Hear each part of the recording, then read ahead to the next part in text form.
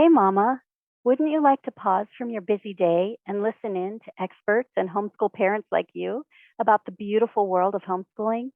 This new podcast is designed for you. Each episode connects you to the best conversations that will give you courage and fill your cup so you can keep pouring into your family every single day. Introducing the Hey Mama Homeschool Show, brought to you by the Old Schoolhouse, your trusted homeschool partner for over 20 years.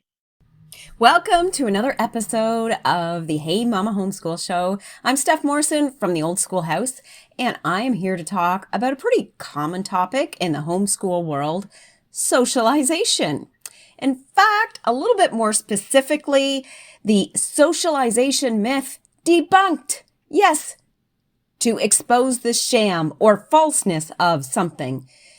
To debunk, to take the bunk out of it, that bunk being nonsense, because it is nonsense that there seems to be this societal thought that socialization only happens in school. And so I am here to share a few little thoughts and facts, really, about how the socialization in school certainly happens, but it's not great socialization. In fact, kids are mostly learning pretty poor social habits in school. And when you homeschool, you actually have a lot more opportunity to provide your kids with that social environment and social experience that actually gives them good habits and prepares them for real life a lot better. So I'm going to go with a couple of definitions first, because this is actually a topic I've talked about a lot. I've been homeschooling for 15 years now, and it comes up often. So I've had a few good rants with some other homeschool moms and sharing on this topic that it is just so crazy to think that our kids aren't getting socialized because they do their learning at home or they do their learning under their parents' supervision. So I'm going to go through a couple of different definitions.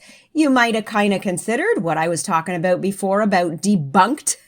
Take the nonsense out of, it's a sham. That was a description or a definition as well. So I'm going to go over a couple definitions I found of what is socialization. So first, let's identify what socialization is. And then let's talk about how it's not so great in especially a public school setting.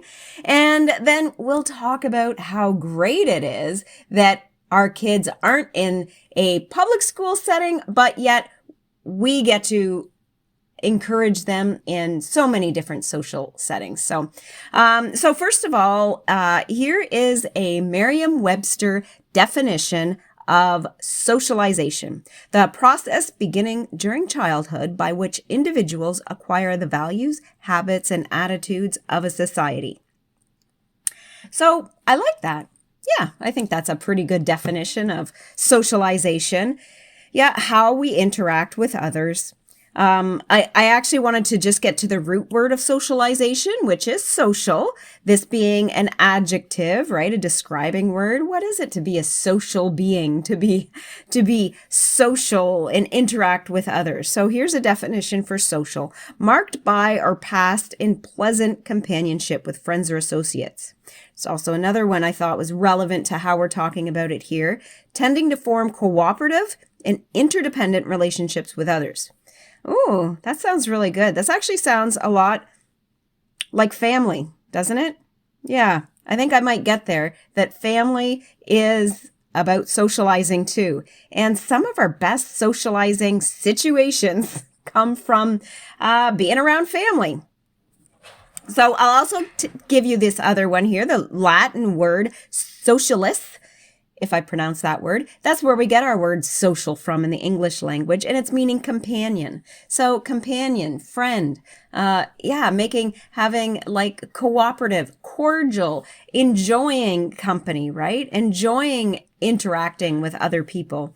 And there's so many different ways that we can be social, that we can socialize, especially when you think of how you do that as an adult. And what we want to prepare our kids for is not social situations where they're only around people of their own age, because that doesn't happen in adulthood. It can happen a little bit, but for the most part, as we get into adulthood, we're now really socializing with all different age ranges. We need to prepare our kids for that. We need to prepare them for all kinds of different socialization with kids, as well, but people of all different ages, and definitely kids of all different ages. In fact, I think, that early, formed education, like it was 1800s, before the public school system became government run.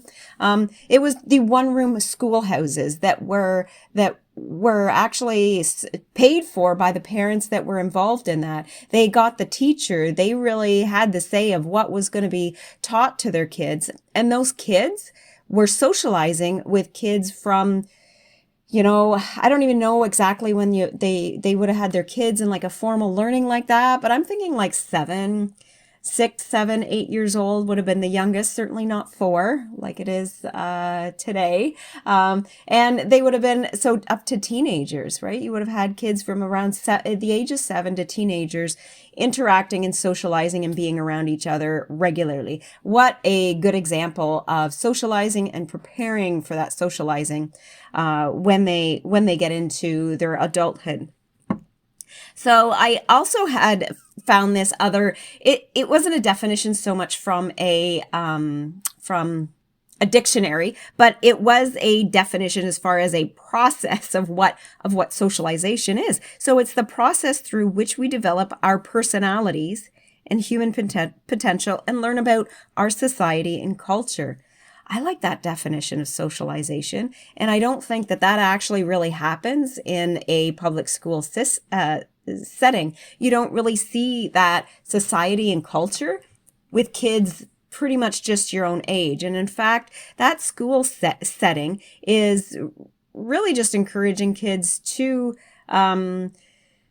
interact with you've got that kids raising kids, the blind leading the blind. Sure, there are a few adults there overseeing them, but there's not enough in a ratio where you actually have a high interaction. So really socializing with the teacher doesn't happen a whole lot, right? Mostly kids are socializing with other kids. So, without going into really the specifics, because I could, I'm just going to say that public school does not offer much socialization that's actually beneficial to our children's personalities and human potential. For the most part, it's actually maybe making their personalities something they aren't, because they are in that setting where you've got lots of peers around you. Most kids are going to try to conform, so they don't get singled out, so they don't get picked on, so they don't get to be, there's lots of different reasons, and not just for the negative of possibly getting bullied or picked on, but of course we know that happens, but also the reason it's just natural to kind of, you want to have friends, you want to interact with people. We are social beings, even as kids. So kids are bound to slightly adjust what they are naturally to conform to whatever setting they're in. And if you're Christian, you kind of already know that public school system is very godless. It's not teaching really anything about creation as God created it. It's actually teaching our kids a lot the opposite of a world that was created by God. In teaching our kids a lot of stuff that we don't necessarily agree with, that aren't the values that we want to pass on to our kids. So I think we've got that established, right? The school system, the public school system, is not great socialization. You can go into a jail, I know our young little kids aren't going to go there, but let's just put that as a institutional situation. And I think most people can agree, yeah, that's not great. In fact, putting somebody in jail is more likely to get them to connected to people that are doing the things that got them into jail, right? There is an obvious thing about jail that is not great socialization. And, same with that institutional setting we have where kids are mainly around other kids. There's a reason kids have parents. There's a reason God created the family so that you would have those adults, those ones that have been living a little bit longer and at a higher maturity level, really overseeing and guiding that young life as they're growing up, right? As parents, we should be the main influence in their life. And when we homeschool, that's what we get to do. We get to be the main influence. So as that main influence, right, especially over their social interactions, especially as they are developing their personalities and human potential, we can control and assess the social interactions they have. So we can be intentional about socialization. Yes, we can create the groups, whether it's going to church and other groups associated with that, whether we get together with other homeschoolers, getting into other extracurricular, as it's kind of thought of, stuff of, being in hockey or in basketball and anything that you can just be in within your community, right? There's all kinds of social situations just out in public, out in the world. And we get to be part of that. For the most part, we're actually seeing our kids interacting. We can give them, it doesn't have to be right then. I mean, if it's really bad, we might want to correct them right then. But it's also the opportunity for us to be able to say, hey, I saw how you were, with such and such, that probably wasn't the best way to deal with that. This would be the better way to deal with that. Or I saw you treating this person not very nice at all. And, let's talk about that. Let's talk about what made you want to act that way? Because I know you're not really that way. And we need to learn how to deal with difficult people. We need to learn how to deal with difficult people that come into our lives. We need to be able to deal with that all throughout our lives, right? It's not just kids. It's not just adults. That's something we need to learn all throughout our lives. And we can help our kids with that. We can guide them in the right way on how to deal with that. It's not even always just difficult people. Sometimes it's just the personality clash. It's not that person is difficult with everybody, but sometimes there's just a personality. You get a couple kids together and there just might be a little bit of a personality, rubbing the wrong way, and great opportunity for our kids to know how to deal with that situation. So we can also ensure that our children are learning good social habits, instead of taking on the poor social habits that kids learn when they're mainly socializing with other kids their own age. So we can purposely, very intentionally, get our kids in social situations that we know are building good social habits. We can actually do that virtually as well. We can do that ways like even on the phone call, even on the phone, teaching our kids how to answer the phone properly and politely. There's all kinds of things that our kids can be involved in, maybe even with our own business, or as we're going out and about and interacting, we can bring them along with us, right? There's just so many ways that we can actually only really enforce good social habits. And when we see that, okay, well, now it's time, they're at a maturity level where they need to be able to really put on a smile when they see someone else. That's one of the things I see in my one son that he gets, and it's not like he's being rude or anything, but he's just, that interaction doesn't necessarily have a smile, and he's kind of sometimes loses his manners, right? Forgets to say just the simple please and thank you. So those are just a few things that I notice because I'm around him all the time. And then when we're out around other people, I see how he interacts, and I don't do anything at the time, when he's doing that. But I do mention it to him afterwards, and that's all he needs to start shifting and start growing in that area. And I wouldn't know that as much. I mean, of course, as parents, whether we have our kids away from us for hours a day or not, we do still always have a little bit of time with them. I could identify those things, but then at the same time, when we don't have them around us for so many hours, there are so many bad habits that they're likely picking up, especially. I wouldn't even say that those bad habits get a little better once they get to high school, because it's almost a worse, at least it was in my high school days. And I've heard it's not much less. It's just actually attitudes perk up a little bit. Maybe I'll put it that way. The attitudes of teenagers, there's a little bit of a balancing act that's happening for, getting into maturity as an adult and still hanging on to your kid-like things. And I think that's why the teenage years are sometimes a little difficult. Because kids are getting to identify who they are. And sometimes, and of course you got like emotions and just going through that stage of puberty and different hormones that they're dealing with in their body, right? And they need a little bit of direction in that area, almost more so when they're teenagers than when they're kids.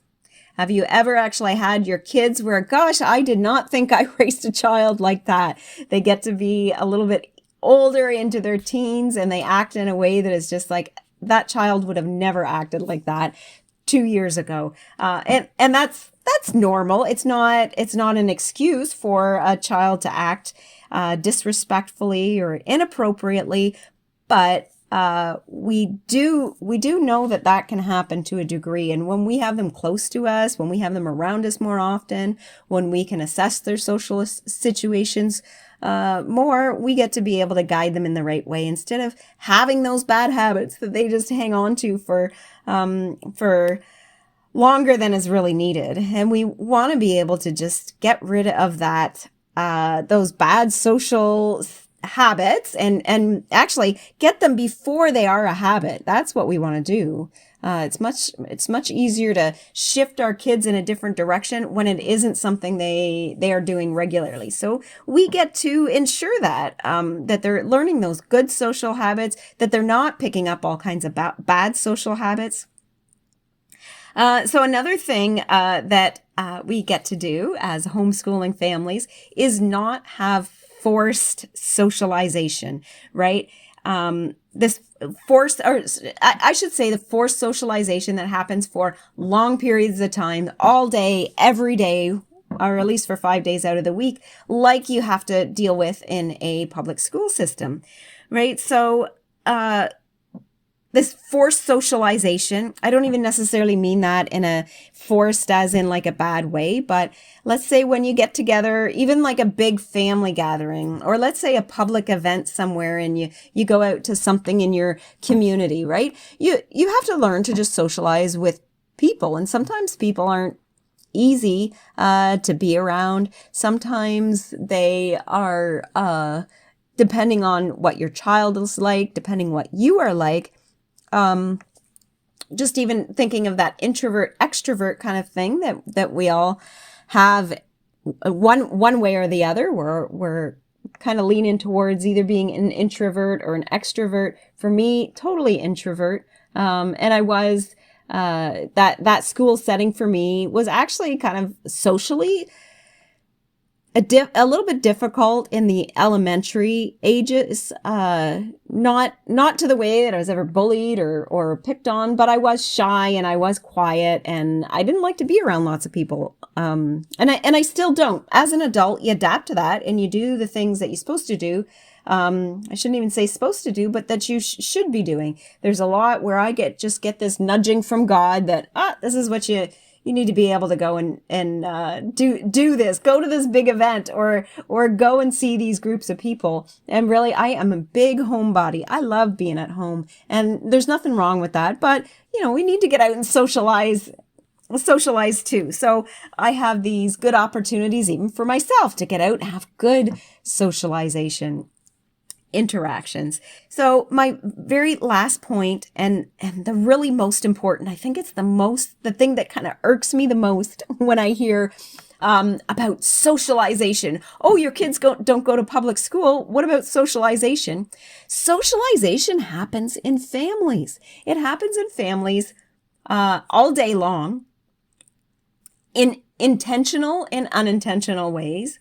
And it can be formal or informal, right? So, and this is families when we're living in the house together. So just, the mom, dad, the kids, that kind of small family. And then also families going to extended family things. So aunts, uncles, you've got other kids of, cousins, and there's just lots of socialization that happens within families. And it's a lot better socialization, than I think you ever get in any kind of institutional setting.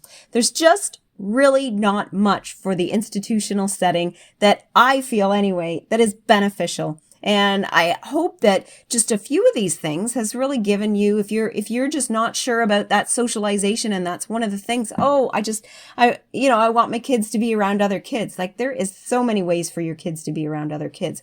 It just means as a parent, you need to maybe work a little bit more at that. And it's actually not really that hard. And to also know that we do not need to be, neither do our kids, despite what they may tell you. They do not need to be playing and around friends every day. Kids get used to that.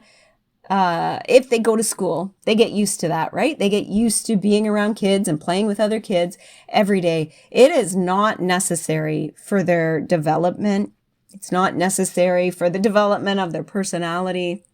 And it's certainly not necessary for the development of their human potential, right? They don't need these constant all day playing with friends. And eventually it really does just make it that their friends are the most important. They get to be more important than their family because they spend more time with them. But just think about if your kids were socializing more so with their family rather than other kids, who would be more important in their life? I think that kind of to me, when I think of it that way, it's like, who is more important in your children's life? And even from your children's perspective, really the family is most important. Friends are great. There's lots of opportunity to make friends. There's lots of opportunities to just play and hang out. There's lots of opportunities for formal socialization when there's nothing about putting your kids in school that you are missing to do with socialization. So if you ever get asked that, what about socialization? You just say, oh, yes, I thank God that I don't have to deal with that, all those poor social habits that are kind of run rampant in public schools, right? It's the kids raising the kids, and that never really works well. So there is a whole lot more on this topic that we've got for you in our show notes. You can go on over to homeschoolshow.com. You will see our website there with all our episodes lined up on that website. Go ahead and search if this episode is released on April 10th, 2023. So you may be able to find it that way just on the date, but you can also search. There should be a search bar somewhere on that website, and you can just put socialization there, and you'll be able to find all the show notes on this if you don't have a direct link to it, wherever you happen to be listening to this.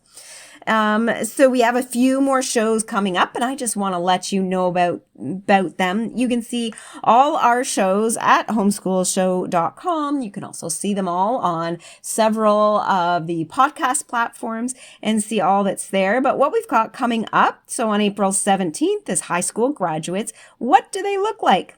On April 24th is cursive and copy work. Yes, I love that. And then May 1st is how should we celebrate the homeschool mom? Well, that might be a real special episode for us all. I'm just going to close this off in prayer in this show. I want to pray for you, and I want to pray for your family. Dear Lord, I thank you that we are living with you as our leader, with you as our guide. Thank you that you guide us as parents to train up our children in the way that they should go, that we are so very equipped to train them up in every social situation, that we are the best ones to provide those social situations for them as well. God, I pray for every mom and anybody else, dads, grandparents, anybody else that might be listening. I just pray for them that they are encouraged and that they are feeling ever more equipped in their family life. And they just enjoy the time with you, Lord, that they enjoy the time with their family that you've blessed them with, and that we just look at every good and perfect gift, especially the blessings of our children, that they just come wonderfully from you. In Jesus' name, amen.